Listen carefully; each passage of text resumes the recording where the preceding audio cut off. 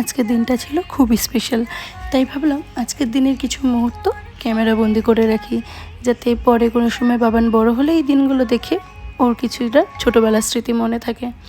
তো সকাল সকাল রেডি হয়ে আজকে চলে এসেছিলাম আজকে আমারই এক পরিচিতর বাড়িতে। আজকে ছিল কুমারী পুজো। ছোটো থেকে আমারও খুব ইচ্ছে ছিল কুমারী পুজোতে বসার, বাট কোনোদিনও আমি সেভাবে সুযোগ পাইনি। বাট আজকে যখন সেই সুযোগটা এসেছিলো, তো আমি বাবানকে সেখানটাতে বসাতে একটুও দেরি করিনি। তো সকাল সকাল রেডি হয়ে আমরা এখানে চলে এসেছিলাম। আর এখানে নিয়মকানুনও শুরু হয়ে গেছিলো। প্রথমে ওর পা ধুয়ে তারপরে তাদেরকে বস্ত্র হিসেবে ওই চূর্ণি মাথায় দিয়ে সব বসানো হয়েছিল। সব কটা কুমারীকে একসাথে বসিয়ে মাথায় চূর্ণি দিয়ে পুরো যেন একদম বউ বউ লাগছিল।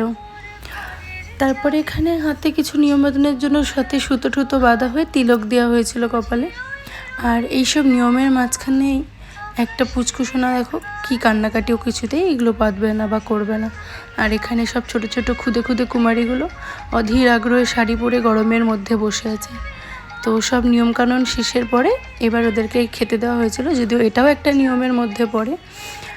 তো এখানে আমার পুচকুর মাথায় ওড়না খুলে যাচ্ছে, তো ওড়নাটা মাথায় দিয়ে নিচ্ছে। আবার ওড়নাটা পরে নিজেকে একদম বউ বউ একটা ফিল আসছে। আর এখানে এই সব খুদেরা খেতে বসেছে, গরমে নাজেহাল হয়ে যাচ্ছিল বেচারারা এই শাড়ি পরে মাথায় এইসব নিয়ে। তারপরে এখানে এটাও একটা নিয়মের মধ্যে পড়ে যে এই কুমারীদের সব কিছু টিপ, ওদের সাজার জিনিস গিফট হিসেবে দেওয়া হয়। তো এটাই দেওয়া হচ্ছিল ওদেরকে হাতে হাতে। সব রকম মিলিয়ে বেশ জিনিসটা মজার লাগছিল আমার কাছে, নতুন একটা জিনিস, নতুন একটা এক্সপিরিয়েন্স। আর তার সাথে বেশ মজাও লাগছিলো বাবানকে এরকম একটা সাজে দেখে। আর এখানে গিফট পেয়ে তো বাবান খাওয়া বলে গেছে, বাট গিফট পেয়ে খুব খুশি। বেচারা খেতে পারছে না, কিন্তু গিফট শেষ হচ্ছে না। খাওয়া শেষ হয়ে যাচ্ছে, ওদের গিফট শেষ হচ্ছে না। তারপরে ওদেরকে এখানে শোভন হিসেবে টাকা দেওয়া হয়েছিল।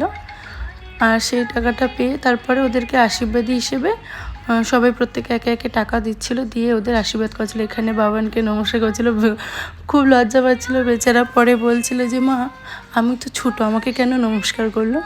তা বললাম আজকের জন্য তুমিই সব থেকে বড়ো। তো এইদিকে নিয়মকানুন সেরে আমরা তারপরে খাওয়া দাওয়া করে দুপুরবেলা, যা রোদ ছিল সেদিন গরমে, তো আমরা আবার বাড়ির উদ্দেশ্যে রওনা দিলাম। সব মিলিয়ে আজকের দিনটা বেশ ভালোই মজা করে কেটেছে। শাড়িটা বাবান আসার সময় খুলে এসেছিলো, কারণ যা গরম রাস্তায় একটা লোক দেখা যাচ্ছিল। চলো টাটা, ভিডিওটাই অবধি।